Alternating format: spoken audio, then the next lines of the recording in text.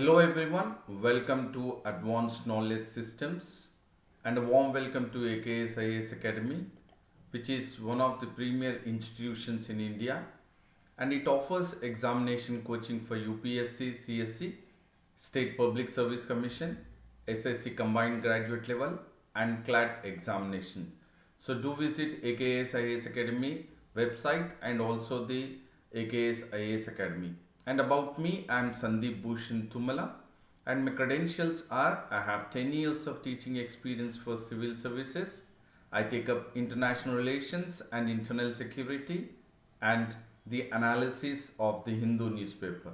And this session will help you because by this session we will identify the keywords and the key phrases from the daily news analysis, and we will make sure that we identify the factual, analytical and conceptual questions for the prelims. And while you imbibe the keywords and the key phrases in your answer writing, your answers would be precise and concise, and you will certainly score higher marks in the mains examinations. So therefore, this session will certainly help you to score higher marks for the mains 2020, as well as it will be useful for you for the prelims and mains 2021. So do follow the entire session of AKS IAS Academy Daily News Analysis, and this is of the DNA of today's, that is 9th of December 2020, of the Hindu newspaper. And before we get into the DNA of the newspaper, we will look at the quote of the day, and the quote of the day says that stay positive, work hard and then make it happen. So definitely it is the positive attitude which will make sure that you will succeed, and you will also have the kind of attainment of your long term and also your short term goals.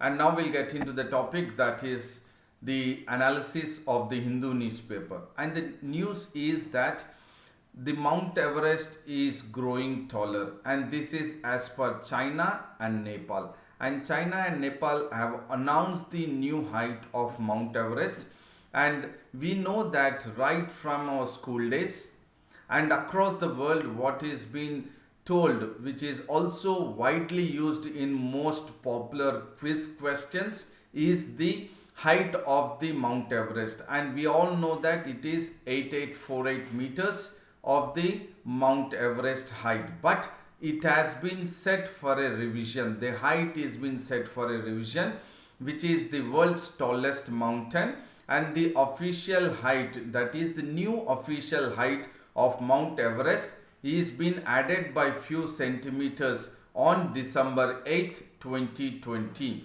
And the Nepal and China, both the countries, have jointly announced the new height of Mount Everest as 8,848.86 meters. So this is the new height of the world's tallest mountain, that is the Mount Everest. It is not 8848, but new official, which is jointly announced by Nepal and China, is 8848.86 meters. And this at a virtual ceremony, this has been jointly announced, and this jointly announced statement on the Mount Everest will certainly deepen the strategic relations between China and Nepal, and it will have a solution for a long running debate upon the height of the Mount Everest, because China, in the previous calculation, China in the year 2005, it has placed the height of the Mount Everest as 8844 meters, but Nepal has said that it has identified the height of the Mount Everest as 8847 meters. So this was the long running debate, that is the height of the Mount Everest, by China and by Nepal. But now they have jointly announced the new height of Mount Everest, and which will certainly showcase the deepening of the strategic relationship between Nepal and China. So this is the new height, and it will also strengthen the strategic relationship. And the Mount Everest is also known as Sagarmatha in Nepal, and it is known as Mount Komolangma or Chomolungma in China. So this is the crucial information for prelims perspective, that the name of the Mount Everest in Nepal is called as Sagarmatha, and in China it is called as Komolangma or Chomolungma. And now by coming up with the joint declaration, which will certainly be an important symbol between China Nepal friendship, and the President of China, that is Xi Jinping, has called, or he has emphasized saying the China Nepal friendship as peak of China Nepal friendship. So certainly there is a sense what we need to focus, that is India has to look at the kind of relationship which has been strengthened between China and Nepal.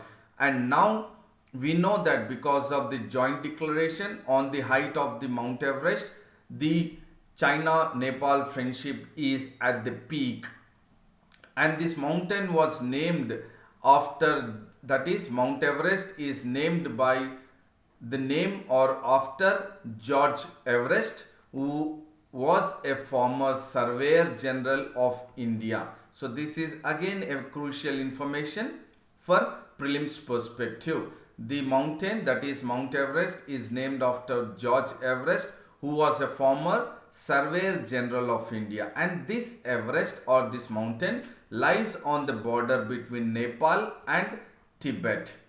And definitely this peak can be accessed from both sides, but the popular route to the Mount Everest is from Nepal. And Xi Jinping, that is the President of China, has said that there was survey teams from both Nepal and China, and they have spent around an year on the project that to determine the new height of the Mount Everest, and they have gone ahead with reaching a conclusion, which is a snow covered height. And this conclusion or the project, that is the survey teams have been taken up spending a year in regards to calculating the height of the Mount Everest, is as per the International Height Reference System. So this is another keyword which you need to focus, that the height of the Mount Everest has been calculated by the survey teams in regards to the project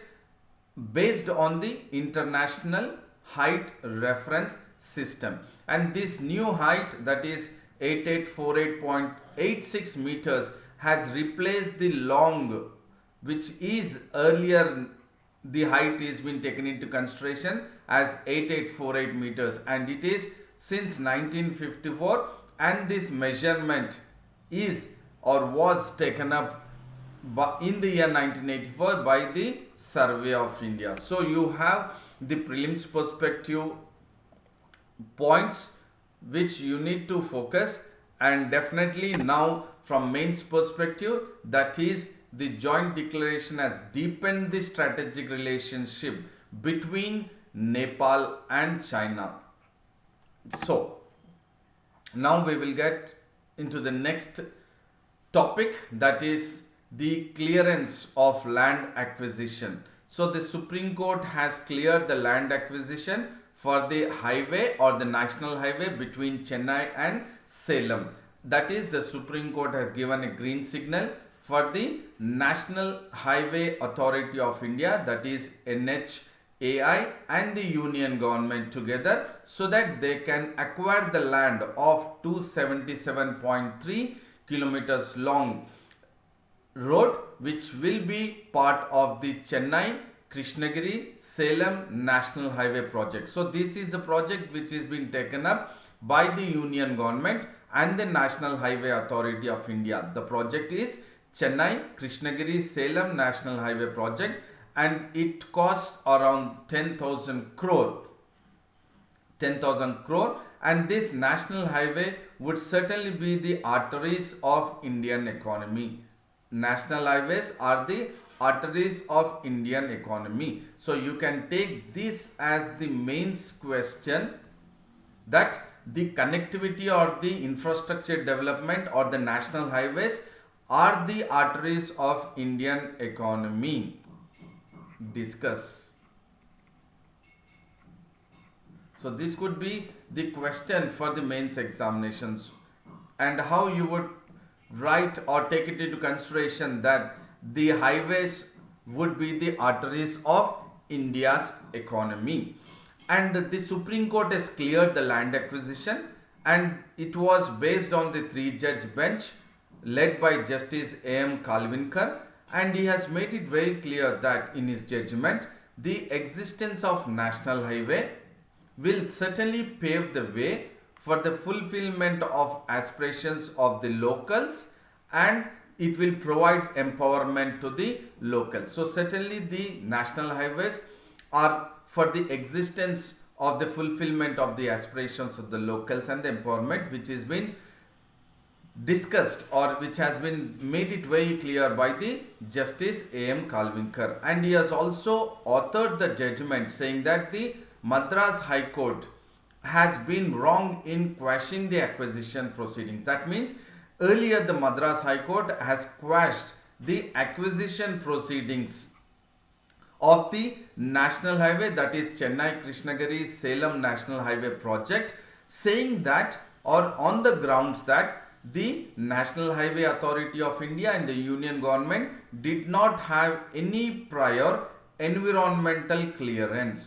So this was the judgment by the Madras High Court, but now the Supreme Court has quashed the decision taken by the Madras High Court on the grounds saying that the National Highway Authority of India and the Union government did not go ahead with or did not have any prior environmental clearance. So this information is to be looked at from environment, from the prelims as well as mains examination. And for current affairs, National Highway Authority of India and the Union government going ahead with the project called as Chennai Krishnagiri Salem National Highway project, and national highways are the arteries of India's economy. And the top court, that is the Supreme Court, has also said in regards to the Madras High Court's decision that the National Highway Authority and the Union government did not go ahead with taking the environmental clearance is a premature one, because the Supreme Court says that the Union government was not required by law so that to clear any kind of environmental clearance for the acquiring of the land, because the top court says that it is only expressed as an intention to acquire certain land under section 3A of the National Highway Act. So this is the keyword what you as a civil servant aspirants have to focus, and then take it as a short notes for the mains examination, that the top court or the apex court has said the Madras High Court decision is a premature one because it is expressed in the section 3A of the National Highway Act that it is an intention to acquire certain land for the national highway construction. And the Supreme Court has also held that prior environmental clearance under the Environment Protection Act and rules of 1986 is certainly required to be taken before the commencement of the actual construction or building of the national highway by the executive agency, that is National Highway Authority of India. Look at it. The Supreme Court says that it is too premature for the Madras High Court to make sure that the NHAI and the government did not take the environmental clearance, but it also says that as per the section 3A of the National Highway Act, it is expressing an intention to acquire certain land. But it also says, that is the Supreme Court also says that the prior environmental clearance is required under the Environment Protection Act and rules 1986. But it says that this environmental clearance will happen only after the acquisition proceedings are taken for the logical end, and until the land is with the NHA or entrusted to the central government of the national highways. That means once the land acquired by the NHAI and the central government is logically end, only then the prior environmental clearance should be taken into consideration as per the Environment Protection Act and Rules 1986. So do focus 2 points here, that is environmental clearance is required as per the Environment Protection Act and Rules of 1986,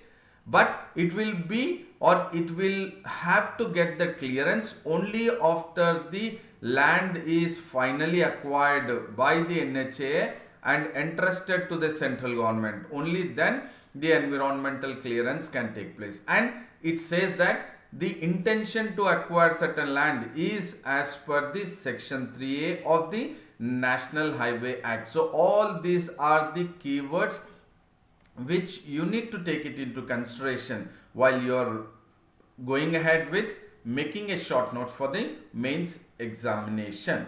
And the Apex Court also agreed with the High Court that neither the government nor the NHAI had any business in regards to the altering the mutation entries. So the environmental clearance will only happen when the land is acquired by the NHAI and entrusted by the central government, but the NHAI and the government do not have any business or do not have any authority to alter the mutation entries of any specific land which is supposed to be acquired for the national highway even before they have come into position. So only once they come into the position they can go ahead with altering the mutation entries, and then they can go ahead with taking the prior environmental clearance. So the Supreme Court has made it very clear that the government and the NHAI do not have any business in altering the mutation entries, but they can go ahead with taking the permission, that is prior environmental clearance, only when the land is vested in the NHAI and entrusted to the central government, and the NHAI and the central government can go ahead with taking up the land because it is part of the under section 3 of the National Highway Act.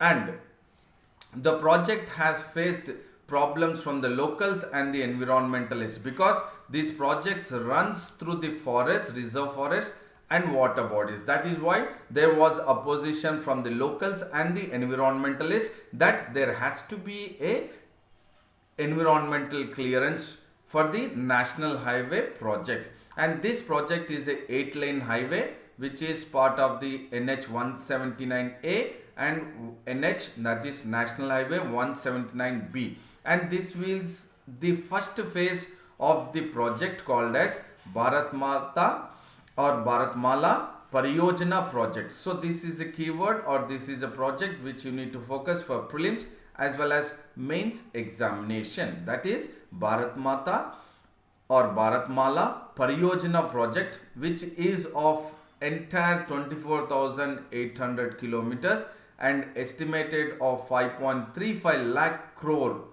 And this Bharatmala Pariyojana project will improve the efficiency of the freight, that is the transport and the passenger movement. And this is, the Chennai Krishnagiri Salem National Highway project is of 10,000 crore and which is of 277.3 kilometer land, and this is the highway is part of now, or it is the first phase of the Bharatmala Pariyojana project. So this is the keyword or importance that you need to focus, which project is the part of the Chennai Krishnagiri Salem National Highway project is part of the Bharatmala Pariyojana project, which stretches or which is of 24,800 kilometers and its estimated outlay is 5.35 lakh crore, and the main intention is to improve the efficiency of the freight and passenger. That is why here we have taken this phrase as a question for the mains 2020 probable, that you can write an answer that national highways are the arteries of India's economy. Why? Because this Chennai Krishnagiri Salem National Highway project is the or is part of the first phase of Bharatmala Pariyojana project, and this highway will reduce the travel time between the Chennai and Salem by half of it, and it will link the entire country, and it will provide access to every remote corner of the country, so that it will promote commerce and trade.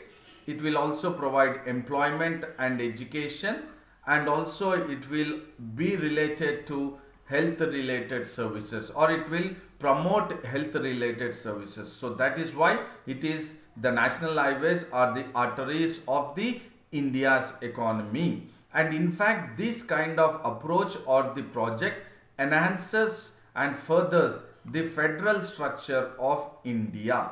So certainly again we have got into the polity perspective, economy perspective, and the infrastructure development point. So look at it how we have focused this particular news from the Bharatmala Pariyojana project, which is infrastructure development, and it is certainly the making sure that it is promoting commerce and trade, employment, education, and also health related services, which is part of economy. And this project, that is Bharatmala Pariyojana project, also enhances and furthers federal structure of India, that is polity. So we are focused from polity, economy, and part of it is infrastructure development. So this is the crucial analysis what we have taken into consideration, and we have also focused at the mains probable question, which you can try and write an answer for the question, that is national highways are the arteries of India's economy. And now we will look at another news which talks about SARS needs a terror-free Milia. Milia means environment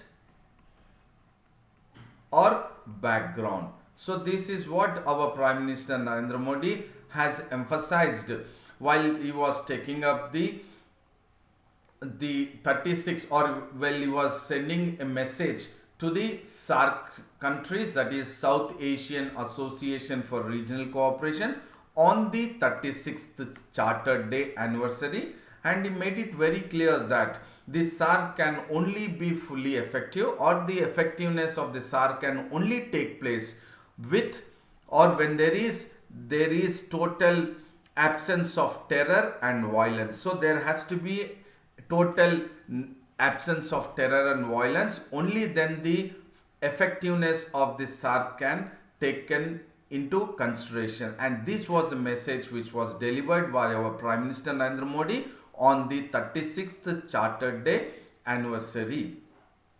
And he has also emphasized that the SAARC countries should commit together and should be coming together as a coordinated, and then defeat the forces who support and nurture terrorism. Only then the SAARC can be fully effective. And along with the Prime Minister Narendra Modi, even the Prime Minister of Pakistan Imran Khan and the Prime Minister of Nepal KP Sharma Oli also have made their statements in regards to the SAARC on the 36th Charter Day. And KP Sharma Oli, that is the Prime Minister of Nepal, has also given a message on the SAARC 36th Charter Day anniversary, saying that SAARC is not a choice but a necessity for meaningful regional cooperation in Asia. The longer we delay, the more will be the opportunity cost. So you can take this as the probable question as the mains in regards to the GS paper 2, that is international relations, or in part of the regional cooperations, that is as a SAARC. This can be a question, that is SAARC is not a choice but a necessity for meaningful regional cooperation in South Asia. The longer we delay, the more will be the opportunity cost. Discuss. Or there could be a possibility that you can also say that you can comment on it. So this also for mains 2020, a probable question. You can try to frame, you can write an answer for this question also. And our Now the Nepal is the current chairman of the SAARC countries, and this chairmanship of the SAARC is by a rotation, or it moves by rotation among the 8 countries of the SAARC. And the 8 countries of the SAARC are Afghanistan, Bangladesh, Bhutan, India, the Maldives, Nepal, Pakistan and Sri Lanka. And these are the 8 countries of the SAARC, that is South Asian Association of Regional Cooperation. And the last SAARC summit has taken place in the year 2014, and in the year 2016 it was supposed to be held in Islamabad, but India has refused to attend the event because of the attack on the Pathankot attack on the Indian forces. And because of this, the Nepal continues to hold the chairman seat of the SAARC summit. And in regards to the SAARC also, India has pledged to support or start funding the 10 million US dollars, and along with India, the other countries including Pakistan have supported to fund 9.8 million US dollars, and the SAARC summit has committed to fund 5 million US dollars. So this is all for the funding of the SAARC, that is the South Asian Association Regional Cooperation. And this is certainly that the Prime Minister of India, Narendra Modi, has emphasized that the effectiveness of the SAARC can only take place in the absence of terror and violence, and all the SAARC countries should come together and be committed in defeating the forces which support and nurture the terrorism. And India has also sent medical equipment worth 1 million to Nepal, Bhutan, Bangladesh and also Maldives during or amid COVID-19 pandemic situation. So this also can be part of the international relation GS paper 2 mains examination, and you can also consider this question, or you can try to write an answer in regards to the SAARC countries. That is, SAARC is not a choice but a necessity for meaningful regional cooperation in South Asia. The longer we delay, the more will be the opportunity cost. Discuss or comment. And there is another news which talks about a deal which has been taken up or which has come up, that is called as Brexit Withdrawal Agreement. And this Brexit Withdrawal Agreement is now, the deal is being taken up between Britain and European Union. So there is a deal which has been struck between Britain and European Union, and Britain now, because of this Brexit Withdrawal Agreement, part of this, they have come up with the deal, and Britain now would drop a clause. That means there is a clause in the draft domestic legislation. These are the keywords. Draft domestic legislation is a keyword, and Brexit Withdrawal Agreement is the keyword. So definitely the draft domestic legislation, which is an hurdle for the Brexit Withdrawal Agreement, now the Britain has had a deal, or it has clinched a deal with the European Union, and that is, it will go ahead with how to manage. This deal would provide how to manage the Ireland and Northern Ireland border, the trade between the Ireland and Northern Ireland border. So look at it, this is the deal which will create, or which will provide how to manage the Ireland, Northern Ireland. That is, you have Ireland and then Northern Ireland border, which is pertaining to the trade between both the areas or the regions. And definitely by the deal, the Brexit Withdrawal Agreement now would be very or fully operational, or it will get into the mode of operational as on Jan 1st, 2021.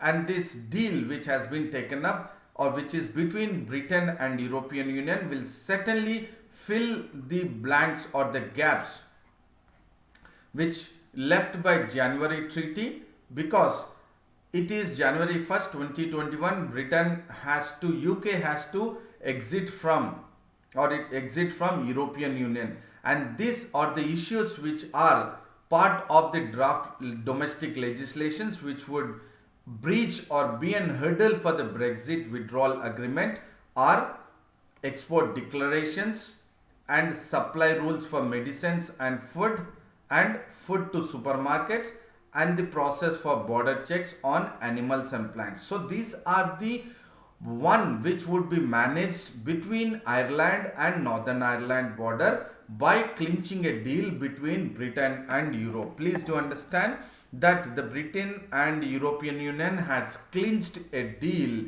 so that the issues which are existing in regards to export declarations which are needed, supply rules for medicines and food to supermarkets, and the process for border checks on animals and plants now will be dealt or will be managed between Ireland and Northern Ireland border. And this is a major breakthrough between the Ireland and Northern Ireland, which the deal has been taken up between Britain and European Union, and this deal will separate a wider trade talks, and this deal will definitely find a solution how to manage $1 trillion of trade which is between Britain and European Union. So definitely this is a major breakthrough between Britain and European Union, which will get into the mode of finding a solutions how to manage the 1 trillion trade between Britain and European Union, which this Brexit, that is Britain will move out of the European Union, and which is just they are having a temporary arrangements, and this temporary arrangements will expire on December 31st 2020, and the Britain withdrawal agreement will commence on January 1st 2021. So before that itself the deal is a major breakthrough between Britain and European Union, and this agreement, that is, removes the major point or the contention or the hurdles between Britain and European Union, and it will provide a positive movement, and it will instill confidence and trust between Britain and European Union so that they can manage very effectively the 1 trillion annual trade between Britain and European Union. And there are various concerns which have been raised even by the US President-elect Joe Biden, that the clauses, that is, what clauses are we talking about? It is the draft domestic legislation. These are the clauses, that is, these clauses what we have looked at, which will be an issue, which are part of the draft domestic legislations, will certainly also create a doubt on the British US or UK US trade deal talks, and it will also undermine the peace deal which has been taken up in the year 1998, that is also called as Good Friday Agreement, that is Northern Ireland's 1998 peace deal, that is between the Northern Ireland and the Ireland in regards to the peace deal, that is the border controls between the Ireland and Northern Ireland. So definitely now here there is the economy perspective, that between Britain and European Union, which they will maintain or they will manage 1 trillion annual trade. And not only that, it is the border peace deal between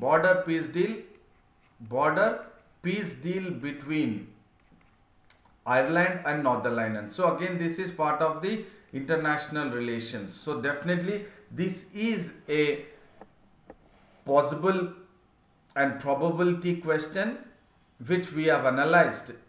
The strike deal on the Ireland border, which is again part of the Brexit, and a deal between Britain and European Union, which will now manage the Ireland and Northern Ireland border, and the agreement is called as Brexit Withdrawal Agreement, and the clauses which will be dropped is from the draft domestic legislation of the UK or Britain.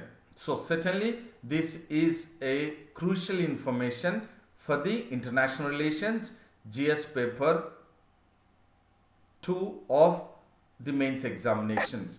And there is another news which talks about Mr. Modi, that is the Prime Minister of India, has said that the telecom sector's leaders should all come together and work together for the rollout of 5G technology. For rolling out the 5G technology, the Prime Minister is asking the telecom sector leaders to all come together and work so that we can make India a global hub for telecom equipment, for design, for development and manufacturing. So how the 5G technology will make India a global hub for telecom equipment, design, development and manufacturing is also a mains question for part of economy also. So how our Prime Minister is talking about the timely rollout of 5G technology which would make India a global hub for telecom equipment, design, development and manufacturing. So he was addressing the virtual gathering of India Mobile Congress 2020 and he has said that the future holds great potential. That too it will happen with the rapid technology progress, and Mr. Modi has also pointed the technological upgradation which is the need of the hour, and this technological upgradation there will be a culture wherein we will be replacing the handset and the gadgets frequently so that we can upgrade the technology. And Mr. Modi has asked the industries to form a task force so that we would come up with the better ways of handling the electronic e-waste. So here handling the electronic waste is the keyword which our Prime Minister Narendra Modi is wanting the industries to form a task force for the technological upgradation of replacing the handsets and the gadgets which would be taken into consideration through a better ways of handling the electronic waste. So rolling out of 5G and handling of electronic waste are the keywords. Roll out of 5G technology and handling of electronic waste are the keywords part of this analysis. And the Minister for Communication and IT, Ravi Shankar Prasad, has disclosed that the communication and IT has witnessed 7% growth in FDI. So certainly we are also encouraging the foreign direct investment in the communication and IT, and certainly India now should become a big center for artificial intelligence, that is for AI. So not only in regards to the 5G technology, but in regards to the artificial intelligence also, we need to make on the upgradation of technology to take place. But new technology should lead to empowerment of common people. So definitely the artificial intelligence would become the center for the entire upgradation of technology, and the new technology should empower the common people, and artificial intelligence should not become the monopoly of a few, and it should not become an instrument of weaponization. Comment. So again, this is the mains perspective, mains 2020 perspective. There could be a question which you can try to write an answer for this. That is, again, this could be part of economy and along with the information technology. Part of economy and information technology. You can take this question as the mains 2020. You can practice this. That is, artificial intelligence should not become the monopoly of a few and should not become an instrument of weaponization. Comment or discuss or elucidate it. So definitely we have focused this from prelims perspective and also from mains perspective, that is especially focusing on the mains 2020. So now we will recapitulate the DNA. That is, we have looked at the Mount Everest focusing from environmental point of view and also the strategic relations deepening between China and Nepal. And then we have gone ahead with the land acquisition, which is again in regards to the environmental clearance. We are focused that how the Supreme Court has now given a nod for the Chennai Salem National Highway project, which is part of the first phase of Bharatmala Pariyojana project, which is again from the environment and infrastructure development or part of the economy itself. How the national highways are the arteries of the Indian economy. So we are focused from prelims as well as mains perspective in regards to this analysis of the information. And this SARC needs a terror free, which is again in regards to the international relations, focusing on the terrorism, how terrorism should be wiped out and the countries should all come together to dismantle the one who is supporting the terrorism. So again, this is part of the GS paper 3 of internal security. And Britain and UK of or European Union have strike or gone ahead with the deal. This is in regards to the Brexit we have looked at, and this is part of the global economy we can focus, and also part of the Indian economy. How it will be useful that both of them can be useful, that UK companies can now come to India as part of the FDI also once the Brexit officially takes up on January 1st 2021. And we can also look at part of the international relations, that is between Northern Ireland and the Southern Ireland, the border issue, the stakeholders. This is in regards to the 5G. We have looked at this from information and technology, and also part of economy we are focused, that how best we have focus from prelims as well also mains 2020 perspective. So I hope this was an informative, knowledgeable and very important session for prelims and mains examinations. So I would say a very big thank you to all of you and good luck to you. And then do maintain consistency, stick to your schedule, and then do take care of your physical health and mental health. And do not forget to like the video, share the video, and subscribe the AKS IAS Academy English Medium YouTube channel, and also access the website and subscribe the Telegram link of AKS IAS Academy. And I would come up tomorrow again with the daily news analysis. So I would say a very big thank you to all. Thank you very much.